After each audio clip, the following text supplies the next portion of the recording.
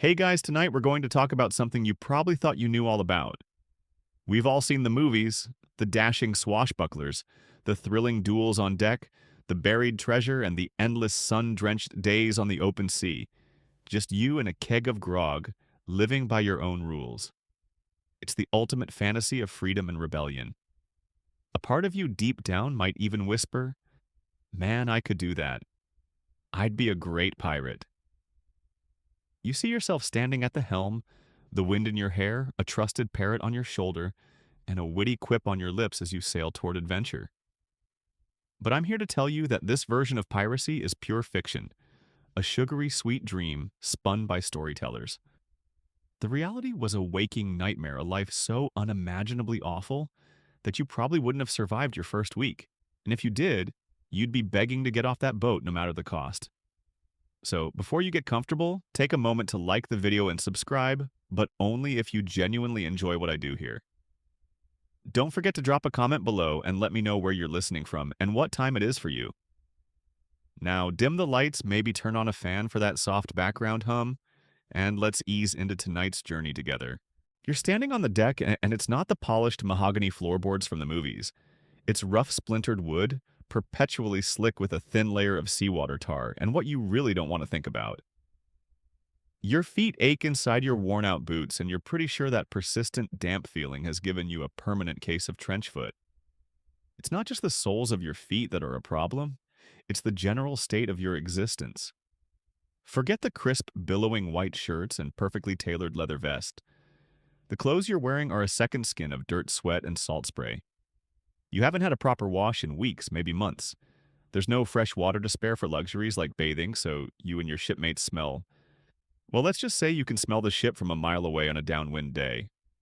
The air itself is a heavy, pungent mix of unwashed bodies, stale rum, rotting food, and the acrid stench of the bilge, which is basically the ship's toilet and garbage disposal, all in one.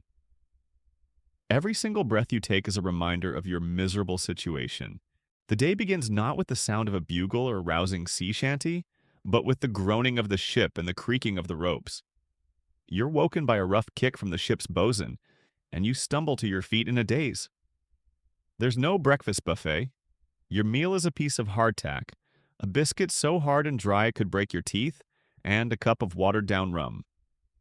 The hardtack is often full of weevils, little beetle larvae that wiggle around in the flour. You learn to just eat it in the dark so you don't have to look at them. Some of your more seasoned shipmates even claim the weevils add a little extra protein. You try to chuckle, but it's more of a dry, hollow cough. Your diet is a relentless cycle of hardtack salted meat, so old and tough it's almost petrified, and whatever happens to be pulled from the sea, which isn't much. Fresh fruit and vegetables are a distant memory, a luxury you can only dream of. And those dreams? Oh, they're not of buried treasure or beautiful maidens.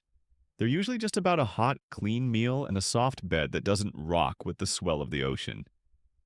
You can't even begin to imagine what it feels like to just sit still without the constant swaying and tilting that's become the soundtrack of your life. Your body is a symphony of aches and pains.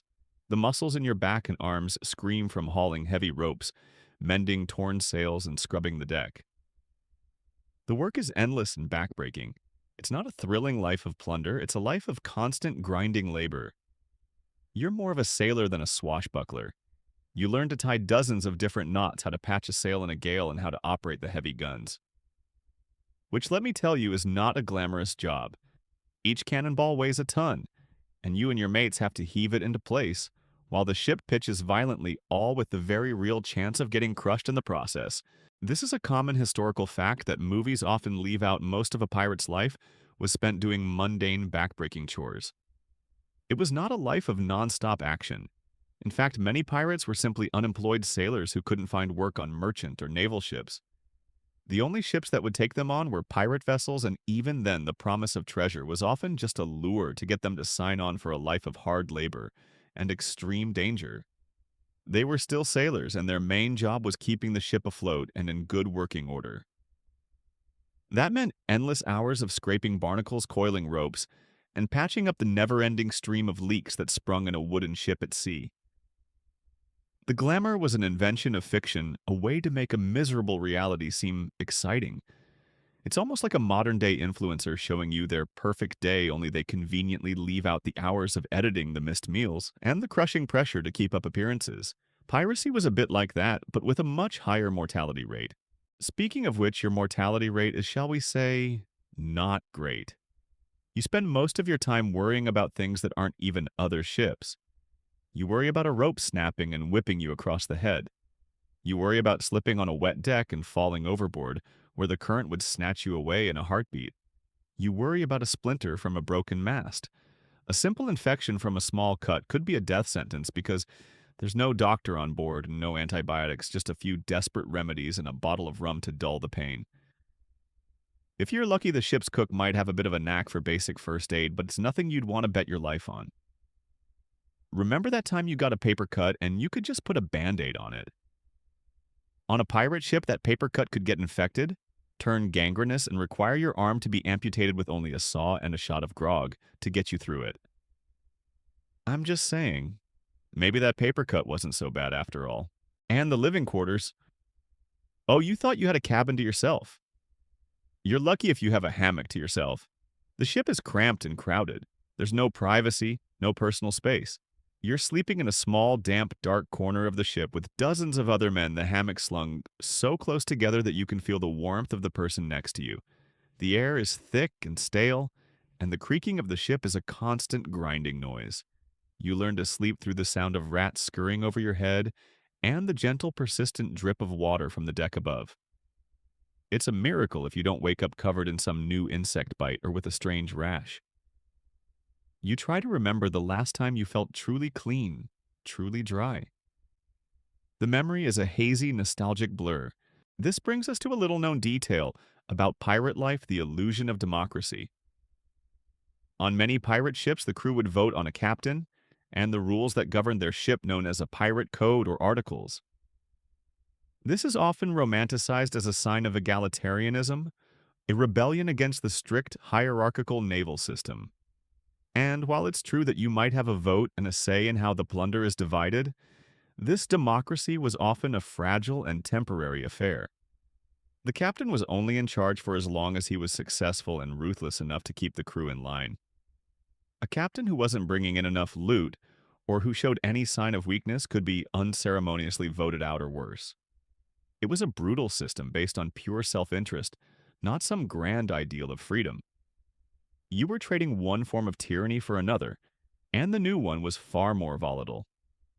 A captain who made a bad decision could find a group of disgruntled pirates waiting for him, and their verdict was far more final than any court.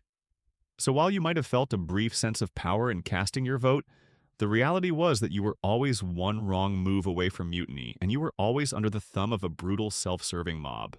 The truth is, many people joined pirate crews not out of a thirst for adventure, but out of desperation. Sailors were often treated terribly on merchant and naval vessels with low pay, poor food, and harsh discipline. Some even found themselves shanghaied or forced into service against their will. Piracy in a twisted way seemed like a better option. It promised a chance at a quick fortune and a life of independence, even if it was short-lived. This leads to an ongoing academic debate. Among historians, were pirates truly rebellious anarchists fighting against a corrupt system, or were they simply common criminals and opportunists looking for a quick buck? Some scholars argue that pirates, with their democratic codes and their attacks on colonial trade, were proto-revolutionaries, a grassroots resistance against the emerging global capitalist system. Others argue they were nothing more than glorified thugs, motivated purely by greed with no political or social ideology to speak of. You'd probably find yourself somewhere in the middle. You're not fighting for some grand ideal, you're just fighting for your next meal and a few more days of survival. You're not a freedom fighter. You're just a desperate man in a desperate situation doing what you have to do to make it to the next port. The philosophical questions are a luxury you can't afford to contemplate. As the sun sets, casting long, distorted shadows across the deck, you find yourself staring out at the endless horizon. The sky is a canvas of brilliant oranges and purples, a breathtaking display of natural beauty. But you can't fully appreciate it. Your body is too tired, your mind too focused on the immediate future.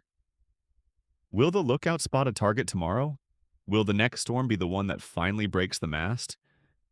Will you ever get to step onto solid ground again without the constant fear of a noose waiting for you? Your dreams of gold and glory are replaced by the simple visceral need for safety and comfort. You long for a warm hearth, a soft bed, and a full belly? You're not a daring rogue, you're just a tired, cold, and hungry man. And as you finally make your way to your cramped, uncomfortable hammock, you can't help but feel a pang of regret. You might be a pirate, but you're not living a dream. You're just trying to survive a nightmare. You wake up not to the ache of a back strained by hauling ropes, but to a different kind of pain entirely. It's a dull, gnawing throb in your joints, a deep-seated weariness that no amount of rest seems to cure. You put your fingers in your mouth, and a metallic taste blooms on your tongue. When you pull them out, they're sticky and red. Your gums are swollen, spongy, and bleeding. It's an almost constant sensation now, the slow, unsettling ooze of blood from your mouth. Your teeth feel loose wiggling when you press them with your tongue, a terrifying sensation that sends a shiver of dread through you. This isn't a fight or an injury. This is the disease that has claimed more sailors' lives than all the cannons and storms combined. This is scurvy. The first stages were so subtle you barely noticed them. You felt unusually tired, a lethargy you blamed on the endless work. You might have noticed that old bruises from bumps and scrapes weren't healing properly, blooming into ugly purplish patches that seemed to last forever. Now the symptoms have become impossible to ignore. The skin on your legs is covered in little red and purple spots, and you're pretty sure your old scars are reopening the skin, splitting and bleeding along the lines of past wounds. The smallest cut becomes a gaping, festering sore. Even the slightest exertion leaves you breathless and dizzy. You find yourself leaning against the mast more and more, trying to conserve every bit of energy you have. You watch as your shipmates fall to the same fate, their faces pale and gaunt, their gums a mess of black, rotting flesh. This slow, creeping death is a common historical fact of life at sea. For centuries, scurvy was a brutal and baffling scourge. No one knew what caused it, only that it was an inevitable consequence of long voyages. It's an almost unimaginable irony that the very thing you needed to escape from the land, a ship, was also the thing that was slowly killing you. You're trapped in a wooden prison surrounded by an ocean of salt water with no escape from the poison that's leaching the life from your body. The lack of fresh fruit and vegetables, the absence of vitamin C is a silent killer, and you and your crew are its next victims. You long for a crisp apple or a fresh orange, but those are treasures more valuable than any chest of gold. You try to remember what a lemon tastes like, but the memory is fading, a luxury you can no longer access. You just have the dry, salty hardtack and the preserved meat, which, no matter how much you eat, doesn't seem to nourish you at all. It's a hunger that goes beyond the stomach, a hunger in your very bones and flesh. The ship itself seems to get sicker with you. The air in the lower decks grows heavier, thick with the smell of sickness and decay. Men cough constantly, a rattling wet sound that echoes in the dark. The fluxum or dysentery is another frequent visitor, causing terrible cramping and unending trips to the side of the ship. One of your mates has a fever so high he's delirious, babbling nonsense about things on land. There's no doctor on board, just a few desperate men with old folk remedies and a rusty saw. When a man gets a severe infection, the only solution is often a brutal one: amputation. You've seen it happen. They tie the man down, pour some rum down his throat, and then just do it. You can still hear the screams. It's a sound that haunts your sleep, making you pull your thin blanket tighter around you, as if you could somehow ward off the terrible things that can happen to the human body out here. The fear isn't just of death. It's of a slow, agonizing decline. Your joints are so stiff you can barely walk. You move like an old man shuffling along the deck, and you're not even 30. The slightest brush against the splintered wood of the mast causes your skin to tear, leaving a new oozing wound. You're not a dashing rogue. You're a wreck of a human being, a walking corpse in a sea of walking corpses.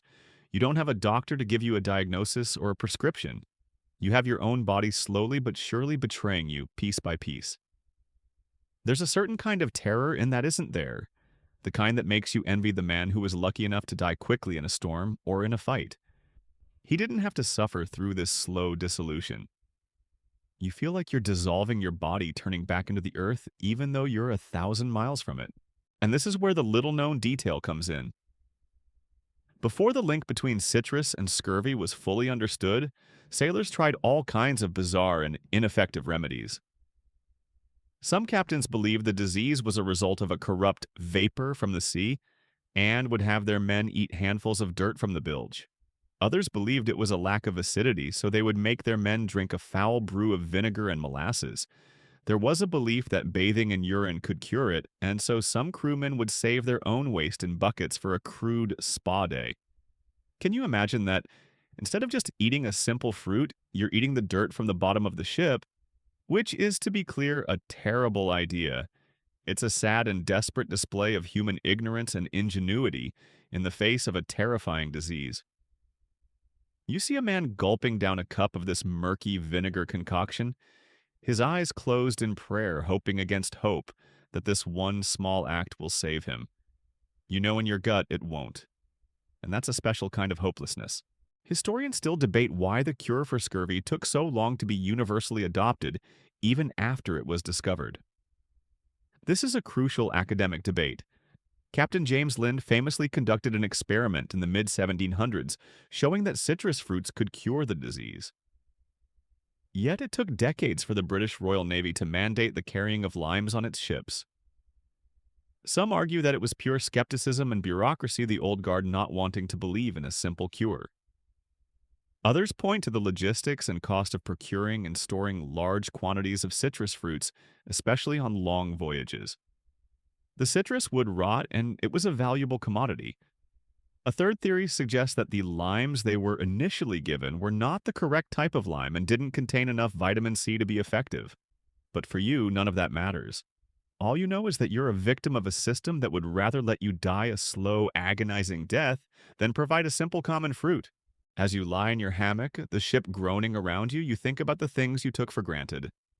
A glass of clean water, the feeling of fresh, dry air in your lungs, a soft mattress, and most of all, the simple, quiet assurance that your body wasn't slowly falling apart from the inside out.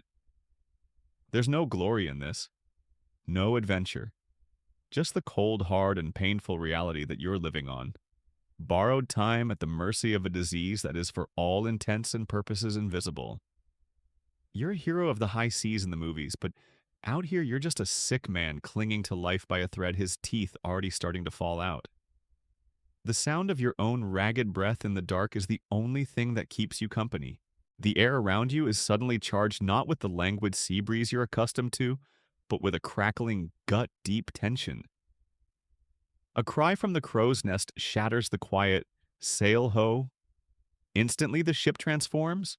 The lazy rhythm of a long voyage is gone, replaced by a frantic, desperate energy.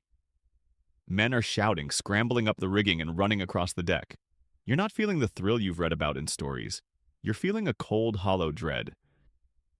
This isn't a game. This is a moment where you are more likely to die than to find glory. All the sickness, all the constant pain you've been living with is about to be replaced by a sudden, violent end. You're a part of the gun crew. Your job is not to stand heroically with a cutlass, but to work a heavy black iron cannon. The target is a merchant vessel, a big lumbering cargo ship, and you're closing in fast. The captain, a man you voted for and who holds your miserable life in his hands, gives the order. A gunner on the deck below you shouts, "Fire!" and the world explodes. The cannon roars with a sound so immense it feels like it tears the very air apart. A thick, acrid cloud of white smoke erupts, temporarily blinding you and stinging your eyes.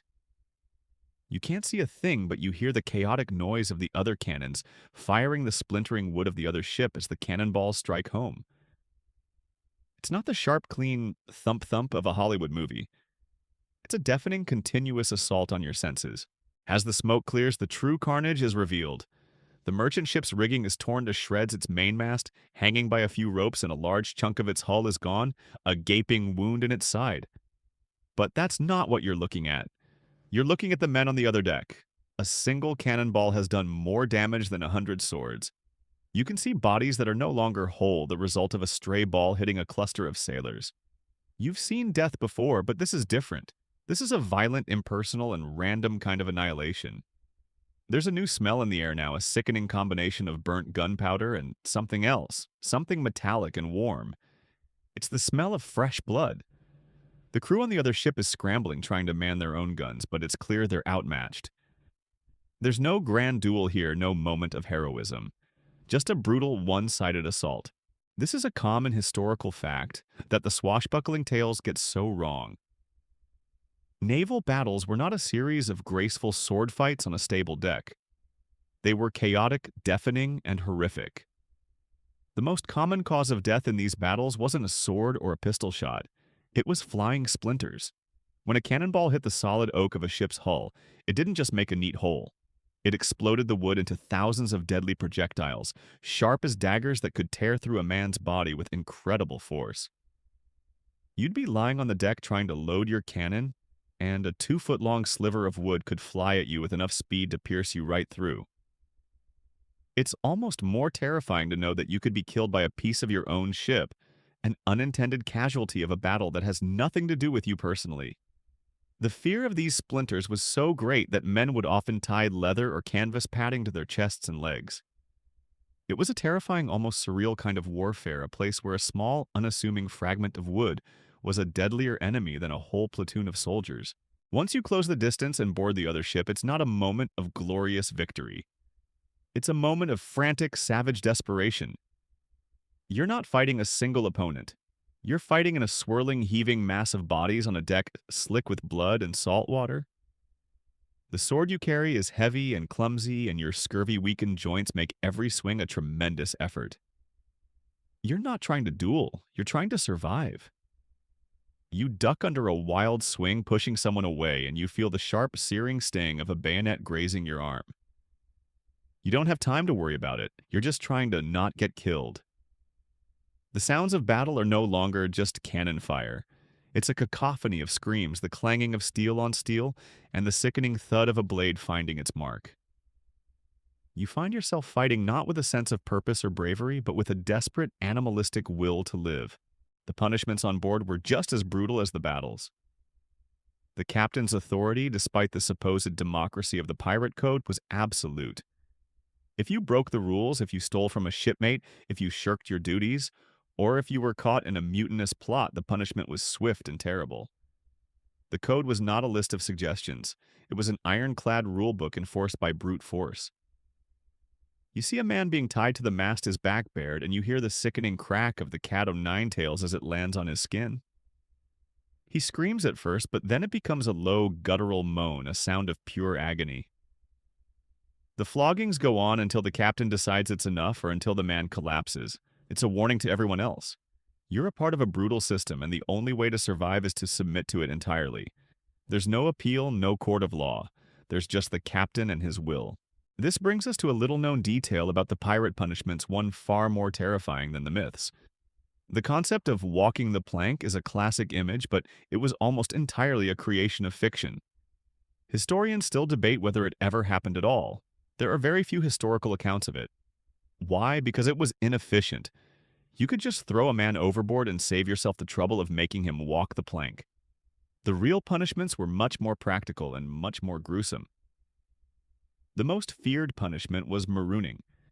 You would be left on a deserted island with a bottle of water, a pistol with one bullet, and nothing else. The gun was for you to use on yourself if you preferred a quick death to a slow, agonizing one from starvation or dehydration. It's a cold, calculated cruelty that makes walking the plank seem almost merciful by comparison. You see a man being rowed to a small sandy outcrop in the middle of the sea. You know you'll never see him again, and you're forced to wonder if he'll ever find the courage to use that pistol. The psychological toll of this life is constant and heavy. You are surrounded by violence, by the threat of disease, and by men who are just as desperate and broken as you are. You don't have the luxury of friends. You have allies, men you trust to have your back in a fight, but every man is out for himself.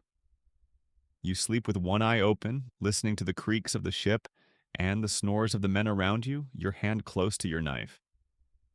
The pirate's life isn't about friendship and camaraderie. It's about a constant, low-level paranoia. You're not sailing the seas on a glorious quest. You're just trying to survive another day in a world that is doing its very best to kill you. And as you lie down still smelling the smoke and the blood, you wonder if a clean, fast death in battle would have been better than this slow, agonizing decay. You're a pirate. You've survived the gut-wrenching diseases, the back-breaking labor, and the blind, deafening terror of a cannon battle. All of this, you've been told, is for one reason: the treasure. The movies promised you chests overflowing with gold doubloons, sparkling jewels, and priceless artifacts. You imagined a life of luxury after one great score, a retirement to some tropical island where you could sip rum in a hammock for the rest of your days.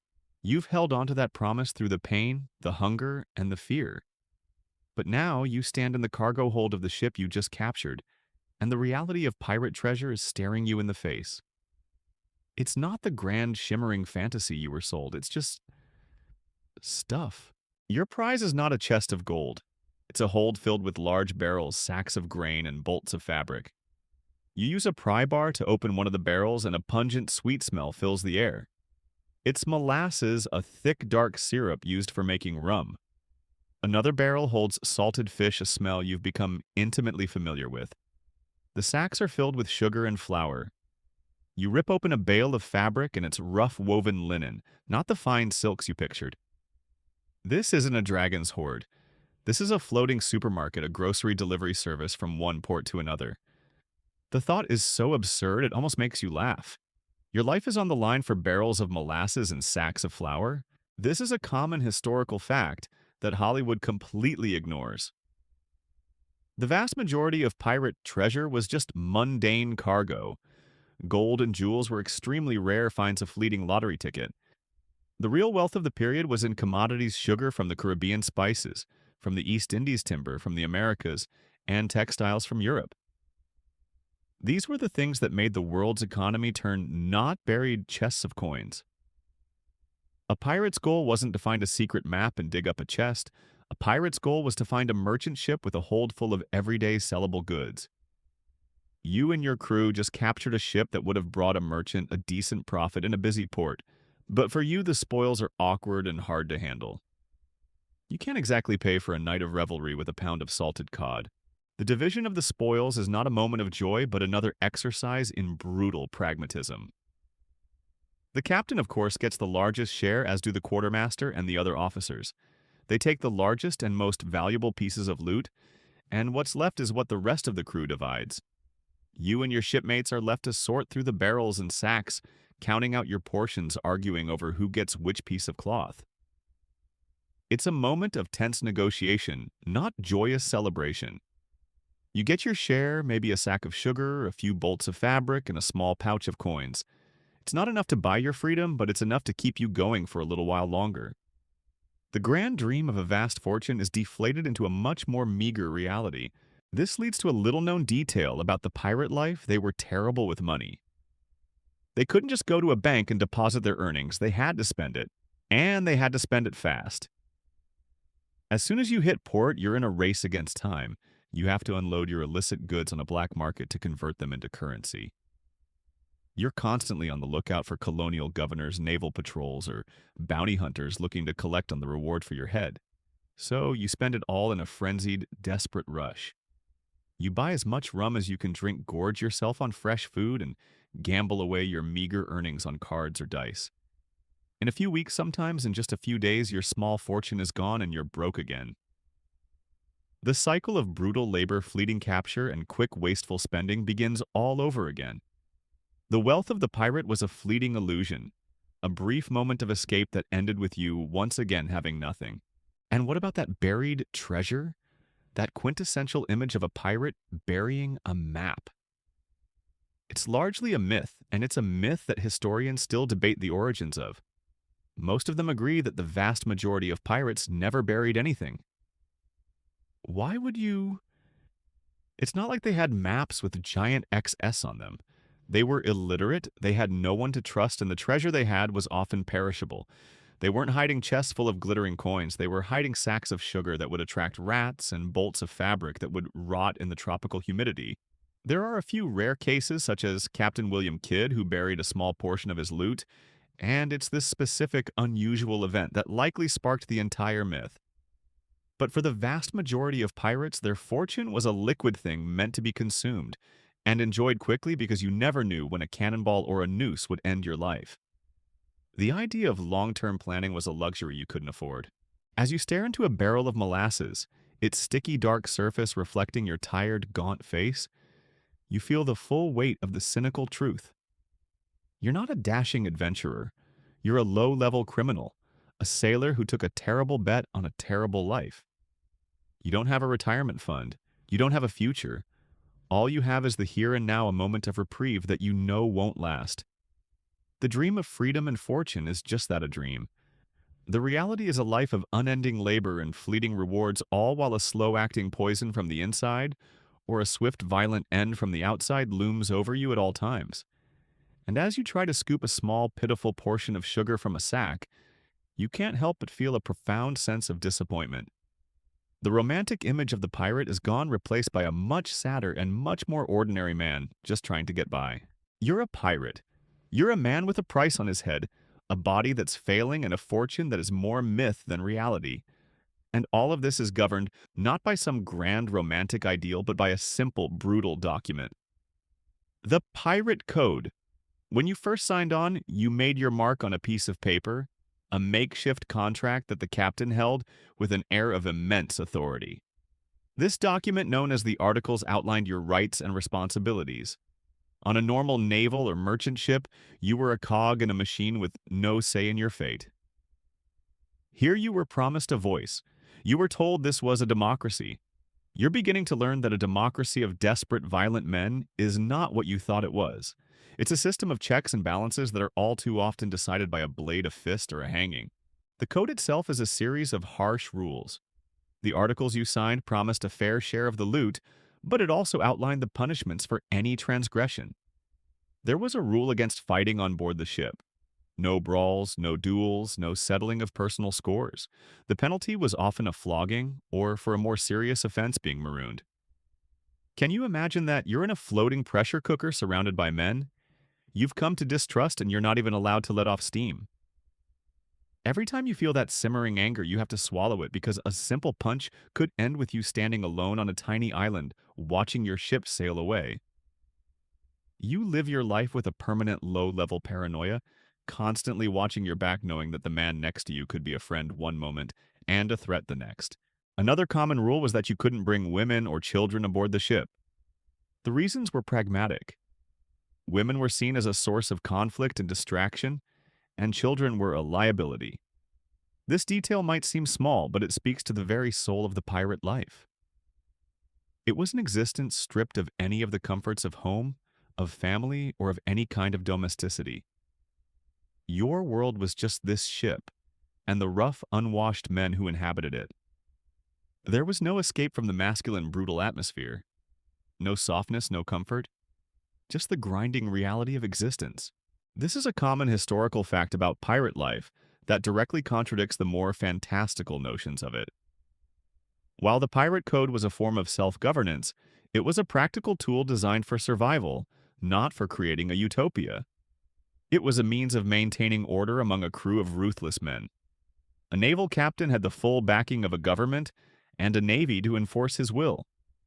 A pirate captain had only the code and the loyalty of a crew that was always teetering on the edge of mutiny. Every rule was a reaction to a past mutiny or a near disaster. They weren't born of a desire for a just society, but from a necessity to keep the ship from devolving into total chaos. The captain's power, while you were technically able to vote him in, was absolute in the moment of battle. He could order you to do anything, and you had to obey. But outside of combat, there was a check on his power, a detail that is often overlooked in the stories. This is a little-known detail that is a crucial part of the pirate code, the quartermaster. The quartermaster was the second most powerful person on the ship. They were elected by the crew, and their job was to oversee the distribution of food and water, to hear complaints, and to mediate disputes. They had the right to veto the captain's decisions when not in a time of battle, especially if those decisions were deemed unfair or tyrannical. It was a fascinating, almost bizarre form of shared power, a system of checks and balances that was so precarious it was always on the verge of collapse. The captain could be a visionary leader, but he had to contend with the quartermaster, who was the direct representative of the crew. You might have despised your captain, but you knew your quartermaster was looking out for your share of the pie. And this leads us to the heart of the matter, a subject historians still debate. Was the pirate code a genuine attempt at a more democratic and fair society than a naval ship? Or was it simply a more efficient way to manage a criminal enterprise? On one hand, pirates received a more equitable share of the loot than naval sailors. They had a say in their captain, and their punishments were often decided by a jury of their peers. This looks on the surface like a more just and egalitarian system. But on the other hand, the punishments were still brutal. The captain's authority was still absolute in the clutch, and the entire system was built on a foundation of theft and violence.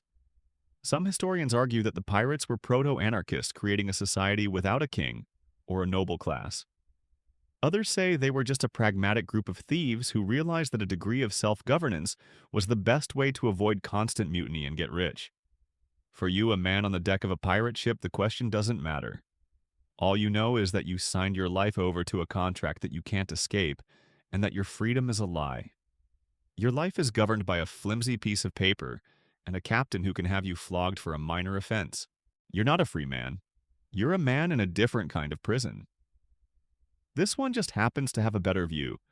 The paranoia of your daily existence, the constant fear of being caught, and the internal strife of the crew make a mockery of the word freedom. You're more controlled than you ever were on a naval vessel. On a naval ship, you knew your place, you knew your enemy. On a pirate ship, your enemy could be the man sleeping in the hammock next to you, and your place could be at the bottom of the sea. You've learned that the pirate's life is not about freedom, but about a brutal, self-imposed set of rules. Your so-called fortune is just sacks of sugar, and your life is a constant battle against disease and violence. But for some, there was an escape hatch, a way to put a flimsy layer of respectability between themselves and the hangman's noose. That escape hatch was called privateering. You've heard stories about it, whispers on the deck. The idea that a pirate could be given a license by a government, a letter of marque, to attack the ships of a different nation. You're still a pirate, but now you're a legal pirate, a privateer, and your crimes are suddenly seen as a form of patriotic duty. It sounds like a dream, a way to escape the constant fear of being hunted. But like every other dream in this life, it's a lie. You find yourself holding a piece of paper, a document with a government seal, a letter that says you are now a legitimate part of a naval war. You're no longer a thief. You're a soldier, a privateer in service of your king or queen. It feels good for a moment, that sense of legitimacy. But that feeling is fleeting, because you quickly learn that this flimsy piece of paper is just that, a piece of paper. It's only as valuable as the government that issued it. And governments, you are learning, are the biggest pirates of all. They are masters of taking what they want and casting aside those who are no longer useful to them.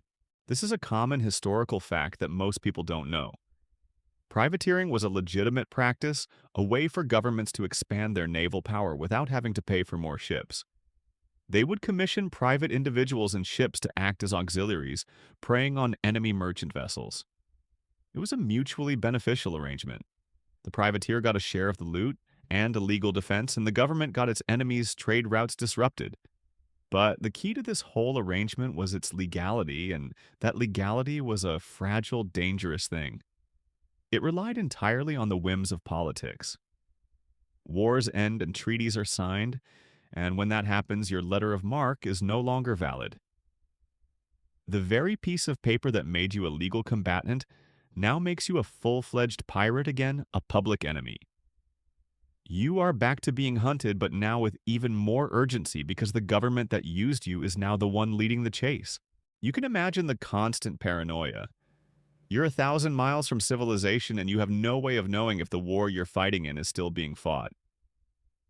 You hear a rumor that a treaty has been signed, and suddenly every ship you see could be a friend or an enemy. The enemy ships will see you as a privateer, and you might get away with it. But your own country's navy might see you as a pirate, a man who has continued his crimes after the legal window is closed. You're forced to make a desperate gamble with every sail on the horizon. Do you fight? Do you run? Do you trust that your government hasn't betrayed you? And the truth is, a lot of them did. The most famous example, a detail that is often glossed over, is the story of Captain William Kidd. This is a little-known detail that gets to the heart of the privateer's dilemma. Kidd was a well-respected privateer commissioned by the British government to hunt pirates. But through a series of circumstances, misunderstandings, poor communication, and bad luck, he ended up attacking ships that were deemed friendly. His privateer status was revoked and he was branded a pirate. He was hunted down, brought to London, and executed. He was a man who tried to play by the rules, who sought legitimacy, and in the end, it was that very pursuit that led to his downfall. His story, more than any other, serves as a warning that the line between privateer and pirate was so fine, it might as well not have existed. You could do everything right, and a political decision made in a far-off city could still brand you as a criminal worthy of the gallows. You're a man who has to live with the knowledge that your job is temporary, and the very people you're working for are the ones most likely to betray you. The privateer life is just another kind of prison, a golden cage that can be ripped apart at any moment. There's a constant low-level anxiety that never goes away, a fear that you'll one day see a ship from your own country, flying its national flag, and know that it's coming for you. You were a weapon, and now you're an obsolete one, a relic from a war that no one cares about anymore. And the governments that used you, they'll just move on to the next set of desperate sailors, promising them the same fleeting legitimacy, the same hollow sense of purpose. This cynical view of privateering leads to a fascinating academic debate among historians. Was privateering truly a legitimate form of naval warfare, or was it simply a form of state-sanctioned piracy? Some scholars argue that it was a crucial part of the naval strategy of the time, allowing smaller nations to compete with larger ones. It was a tool of war no different from a cannon or a musket, but other historians argue that it was nothing more than a way for governments to outsource their dirty work to men they had no loyalty to. It allowed them to profit from piracy while maintaining a level of plausible deniability. You on the deck of your ship would probably agree with the latter. You are just a pawn in a game you don't understand, and your life is a coin to be spent and then discarded. The glamour of being a privateer is gone, replaced by the grim reality that you are a hired criminal, and your bosses are the ones who are most likely to kill you. You've lived a life of constant terror, suffering from diseases that are barely a memory to modern people, fighting in battles that were more butchery than glory, and chasing a fortune that was nothing more than barrels of syrup. Your life is a long, slow series of defeats. But now you close your eyes and you can see it. You can see the grand, sweeping version of your life, the one the world tells itself.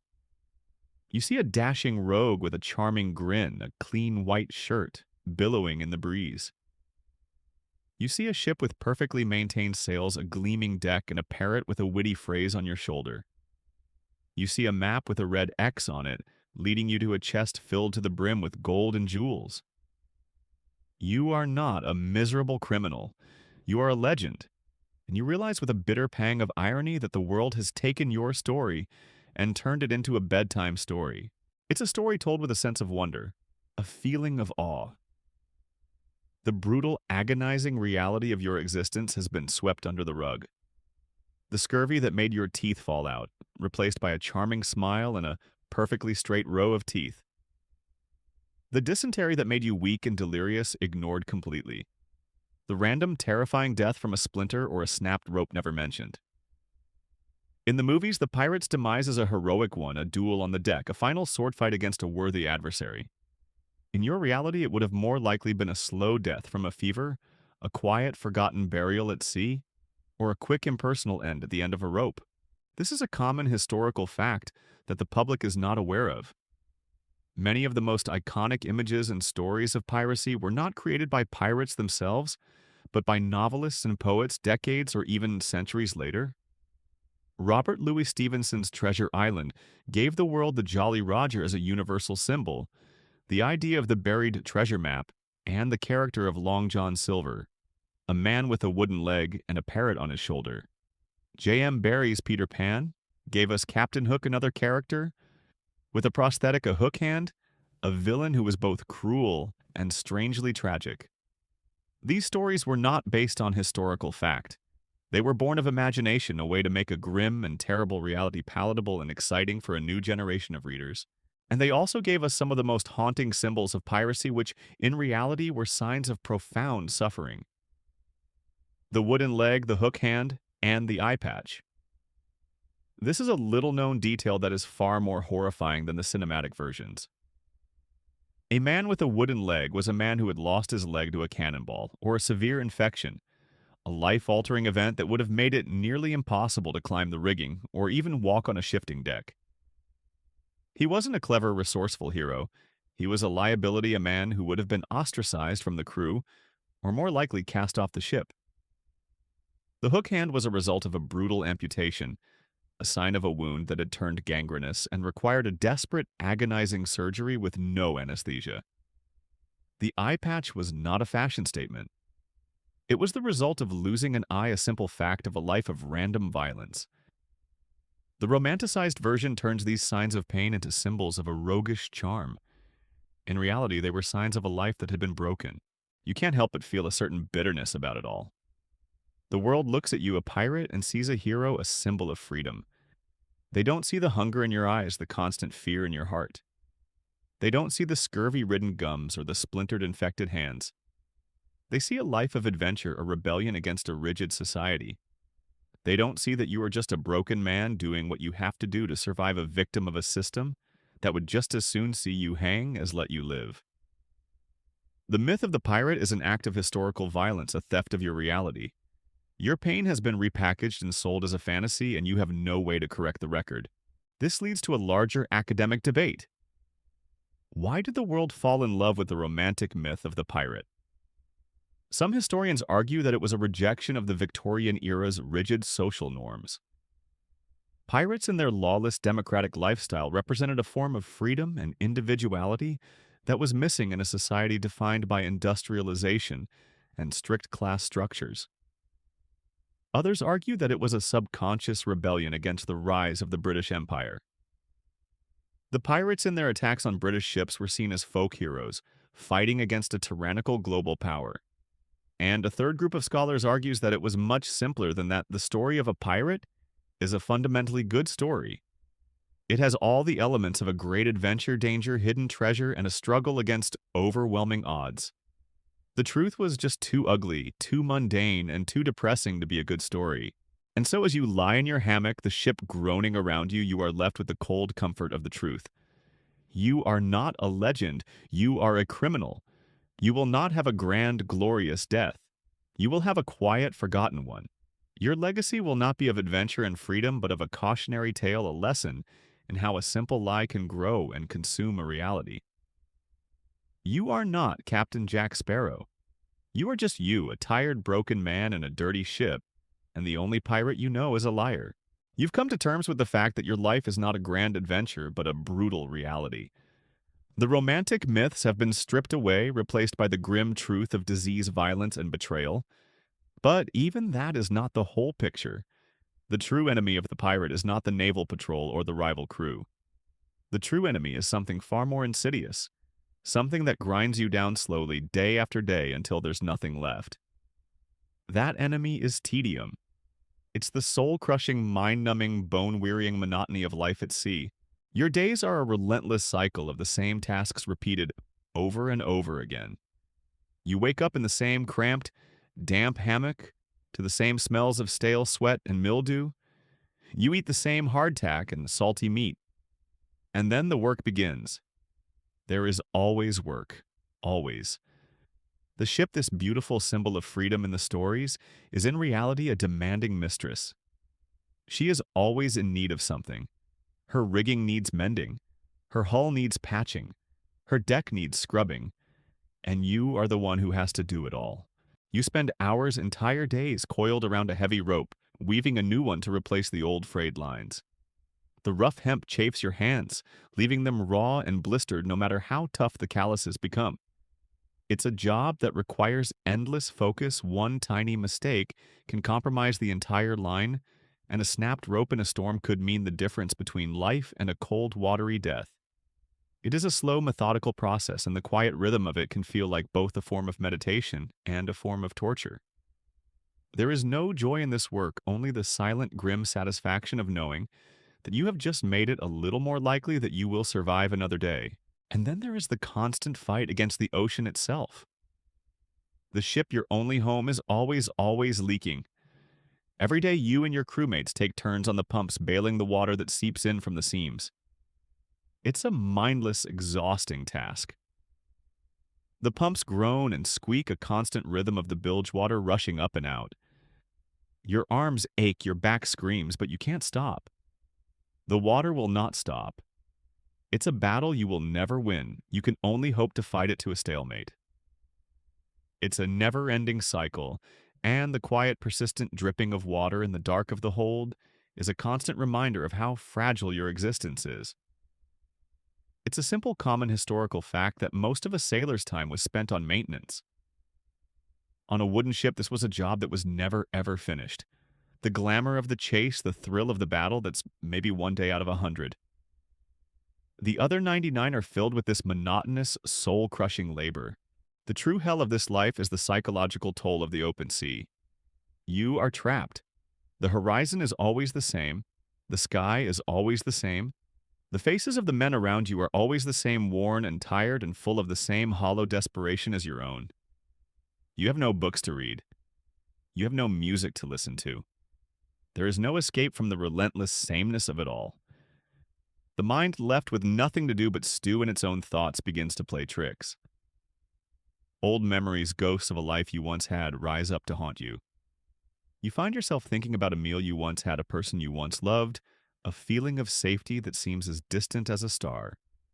The boredom is a poison, a slow-acting one that eats away at your sanity, a different kind of scurvy that rots your mind instead of your body.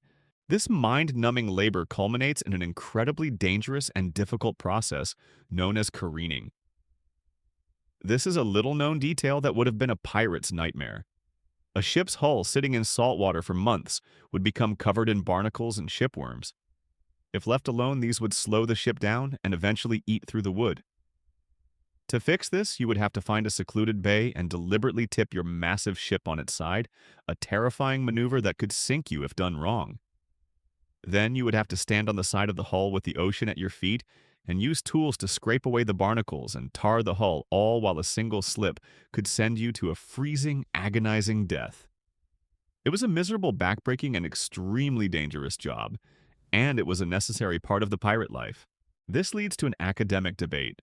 What was the psychological impact of these long voyages and this constant tedium on the sailors? Some historians argue that this extreme stress and boredom were a major contributing factor to the high rates of mutiny and violence on both naval and pirate ships. The men, driven to the edge of their sanity by the sheer monotony and the physical hardship, would lash out either at their superiors or at each other. Others argue that this is a modern interpretation, and that sailors of the time were accustomed to this kind of life. For you, the answer is clear. You are a man on the edge, a man who has not slept well in months, who has not eaten a fresh meal, and who is facing a future of endless, pointless, backbreaking work. You can feel the slow, creeping madness of it all, the knowledge that you are a small, insignificant thing in a vast, empty ocean, and all you have to do to pass the time is to scrape barnacles from the hull of your prison. You have endured the endless monotony of the open sea, the back-breaking labor, and the slow, creeping madness of isolation. You've become accustomed to the dangers of your wooden prison. But now, as the coastline finally comes into view, you feel a new kind of dread. The dangers of the sea are an old, familiar enemy. The dangers of the land are new, different, and in some ways far more terrifying. A port town, a place that should be a sanctuary, is instead a maze of new threats, a place where the air itself feels thick with menace. You are an outlaw, and you are stepping into the heart of a world that wants to see you dead. The smell hits you first. It's a heavy, cloying mix of salt, rotting fish, stale rum, and the sweat of thousands of bodies packed into a small, grimy space. It's 100 different smells all at once, an overwhelming assault on a nose that has only known the clean, biting smell of the sea for months. You find your sea legs again, and as you step onto the creaking planks of the dock, you feel the solid ground for the first time in an age. It's a strange, unsettling sensation. Your body, so used to the constant motion of the ship, feels like it's still swaying, and in a way it is. The town itself is a hive of activity. You see merchants, sailors from other ships, and dock workers all going about their business. But in the shadows, you can feel a different kind of life stirring. You can feel the eyes on you. You can see the people who are not merchants, who are not dock workers. They are the bounty hunters, the informers, and the spies for the local governor, all looking for a man like you.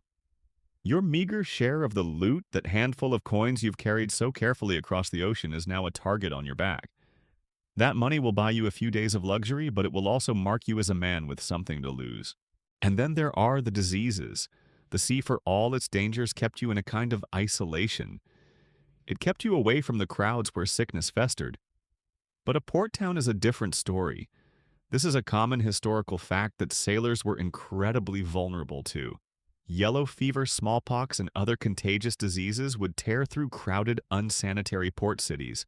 Your body, already weakened by scurvy and malnutrition, is an open door for these new illnesses. You find yourself looking at every coughing man, every person with a strange rash, and wondering if this will be the thing that finally kills you.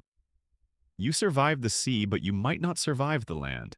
The fear is not of a cannonball, but of an invisible enemy that can pass from one person to another with a single touch. And the betrayal. The port is a place where every man has a price.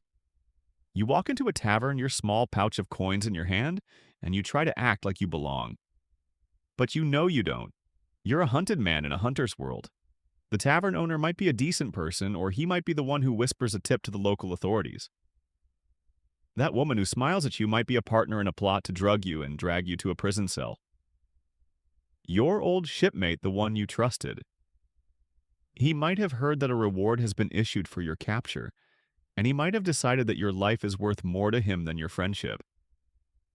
The pirate life you're learning is a constant, unending test of loyalty, and you are surrounded by people who are failing that test every single day. You walk through the streets and you see a wanted poster nailed to a wall. It's a crude black and white drawing of a man, and next to it a description of his crimes and the reward for his capture. It's a chilling sight, but it's not the sight itself that's so terrifying. It's the thought that somewhere out there's one of these posters with your name on it.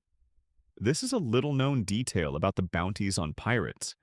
The wanted posters were often so vague and inaccurate that they were almost useless.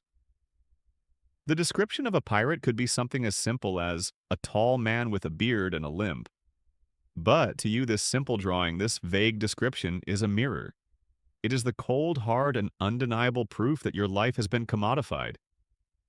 You are not a human being. You are an asset to be captured, a number on a ledger. And the paranoia. Every time you see a group of men talking, you are certain they are talking about you. Every time you hear a door slam, you are certain a posse of bounty hunters is coming for you. The brief time you spend on land is not a vacation. It's a desperate, panicked race against the clock. You have to spend your money, you have to get what you need, and you have to get back on the ship before the law catches up to you. This leads to a fascinating academic debate. Were the pirate havens, places like Tortuga and Port Royal, truly safe places for pirates? Some historians argue that they were places where a pirate could find a temporary sanctuary, a place where the law of the sea was the only law that mattered. But others argue that they were just as dangerous as any other port. The absence of official law made them a more cutthroat place where betrayal was even more common, and your life was worth even less. You would have to agree with the latter. A lawless town is not a safe town. It's a town where everyone is a predator, and you are nothing more than a new piece of meat. You face the dangers of the sea, the constant dread of disease, the violence of battle, and the paranoia of the port. You have against all odds survived. But as you climb back aboard your ship, leaving the dangerous, alluring promises of the land behind, you know your story is heading toward its final chapter. The pirate life is not a circle. It is a straight, relentless line, and at the end of that line is an inevitable and almost always grim end. No pirate, no matter how famous or how feared, ever truly escaped the game. You are not an exception. The end can come in so many ways, none of them glorious. You could be taken by the sea itself. A sudden storm, one you misjudged or simply couldn't outrun, could capsize your ship, sending you and your crew to a dark, cold, and lonely death at the bottom of the ocean. There would be no burial, no gravestone, no memory. You would just be gone, another soul lost to the unforgiving waves. Or it could be something much simpler. A quiet death in your hammock, your body finally succumbing to a fever or a lingering infection. No one would even know you were gone until you failed to wake up for your watch. Your body would be quietly wrapped in a shroud and slipped over the side, a perfunctory prayer whispered to the wind. There would be no heroic final moments, no last words, just a simple, quiet ending. This is a common historical fact that the vast majority of pirates died young and unceremoniously. Their careers were short-lived, often lasting only a few years. They were not legends in their own time. They were men on the run living on borrowed time. The romantic image of the retired pirate living out his days in a quiet cottage by the sea is a complete fabrication. There was no retirement plan for a pirate. Your only future was to live and die by the sword. And if the sea doesn't claim you, the land eventually will. The most likely end for a pirate was to be captured, taken to a port town, and publicly executed. This was not a moment of glory, a chance to make a last stand. This was a moment of profound humiliation and terror. This is a little-known detail that is particularly brutal. The government would not just execute you. They would put you on display, a warning to others. They would hang you from a gallows on the dock, your body swaying in the breeze for days, sometimes weeks, a grotesque scarecrow for all to see. You would be a symbol of the price of lawlessness, a grim lesson for any sailor who dared to dream of a different life. There would be no cheering crowds, no sense of heroism, just the cold final rush of air as the rope tightened. The hangman's noose was the ultimate symbol of the power of the state over the individual. It was a message that no matter how free you thought you were, no matter how far you sailed, the law would always find you. And this brings us to a final academic debate. Were these harsh public executions an effective deterrent? Some historians argue that the gruesome spectacle of a hanging pirate was enough to scare many would-be pirates away from the life. But others argue that it had the opposite effect. The brutal, unforgiving nature of the law, the fact that there was no way back to a normal life, just drove more desperate men to piracy. Why give up and face a noose when you could just stay out at sea and keep fighting the government's cruelty in a twisted way became a recruitment tool? You are not a hero. You are not a legend. You are a man who has made a series of terrible choices, and you are about to face the consequences. The life you dreamed of, the life of a free man on the open sea, has proven to be nothing but a long, slow road to ruin. There is no treasure at the end of this journey. There is only a noose, a cold grave in the sea, or a quick and brutal end. And as you feel the wind on your face, a final cold gust from a sea you once loved, you finally understand the terrible, beautiful irony of your life. You fought for your freedom, and in the process you became more of a prisoner than you ever were before.